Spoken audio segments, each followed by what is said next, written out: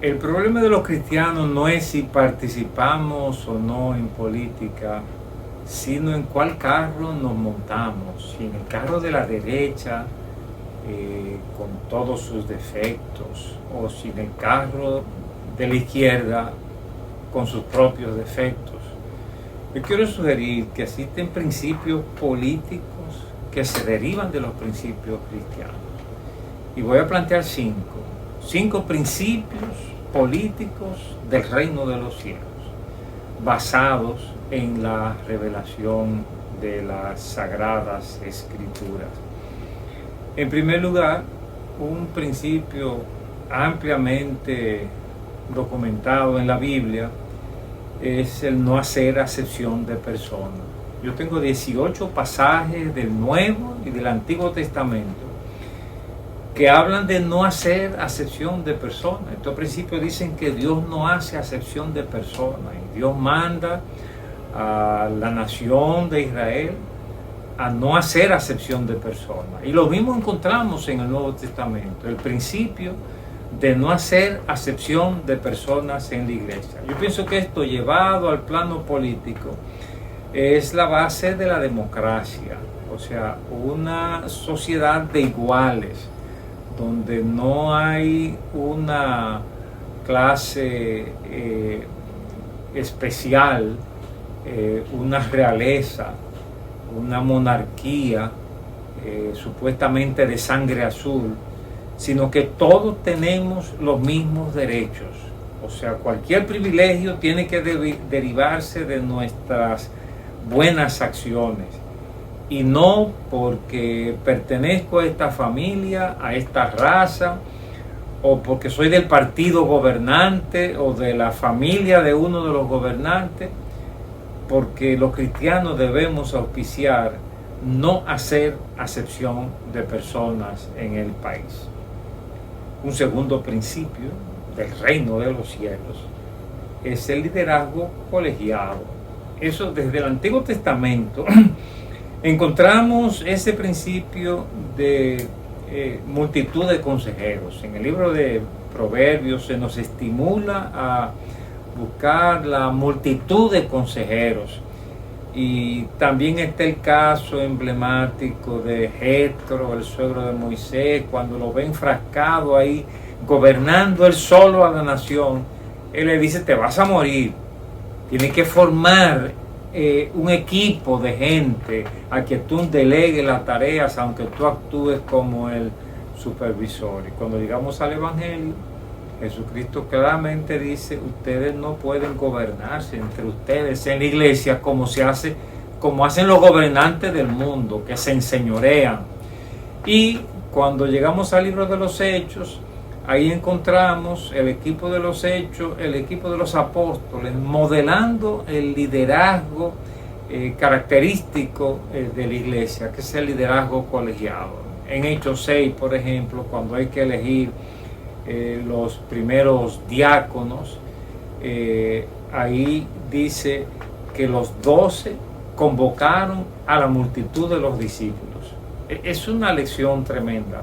Los 12 convocaron, es decir, había un equipo, y cuando se hizo la convocatoria, todos entendieron que eso venía del equipo de los 12. Y luego la iglesia toma la costumbre de poner al frente de cada iglesia local un equipo de ancianos, que se llamaron también presbíteros, se llamaron obispos, se llamaron pastores. Es la misma posición en el Nuevo Testamento, siempre un gobierno colegiado. De esa misma manera, cuando esto se llevó a la práctica política, después de los grandes avivamientos del siglo XVIII, esto se plasmó en ejemplos claros de un liderazgo colegiado. El gabinete, por ejemplo, surge en Inglaterra bajo esa idea de un equipo con un primer ministro. Todos son ministros, tienen la categoría de ministro, pero hay uno que es el primero entre iguales. Eso es copiado del modelo de la iglesia, que se gobernaba con el principio de uno que era primero entre iguales. El parlamento surge también de aquí, allá del liderazgo colegiado. y es que se designa un parlamento que representa al pueblo. Y aunque hay un gabinete gobernando, ese gabinete está supervisado y bajo la tutela de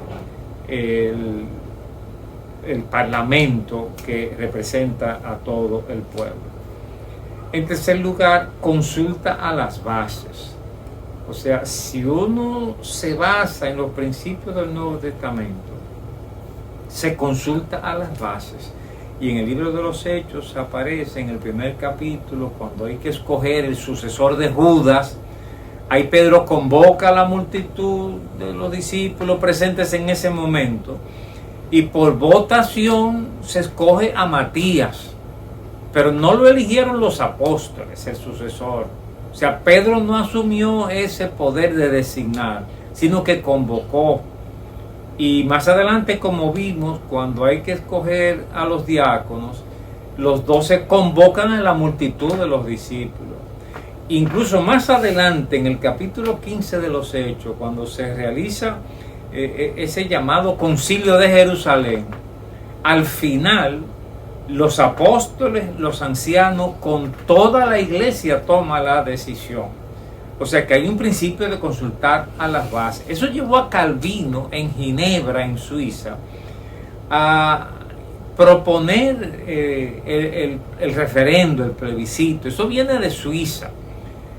Hubo un referendo, un plebiscito en Roma, pero el plebiscito de la era moderna comienza en Suiza con el plebiscito que refrendaba las decisiones del Parlamento, porque el Parlamento, el Congreso, no puede asumir un poder totalitario. A veces hay que consultar al pueblo.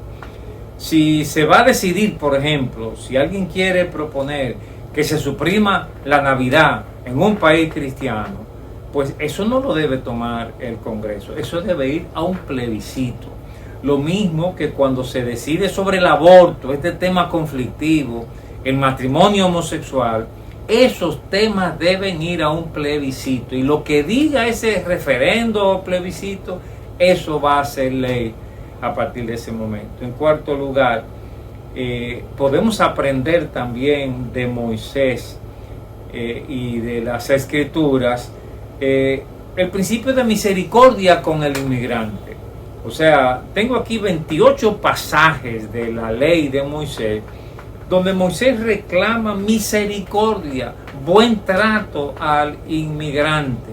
Incluso hay una maldición a los que tratan y abusan del inmigrante. Y Jesús ratificó eso.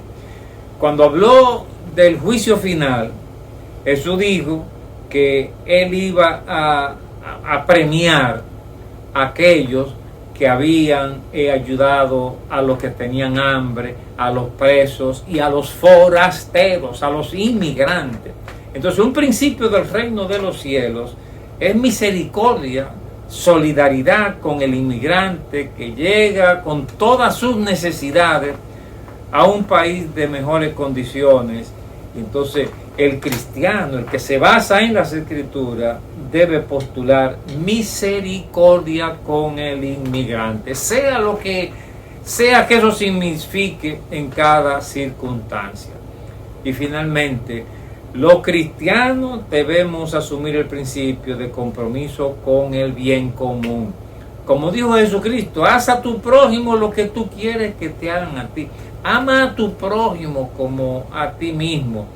Y ahí en Pentecostés, cuando la iglesia nació, ahí se dio el espectáculo de que los ricos vendían sus posesiones y se repartía entre todos y no había entre ellos necesidad.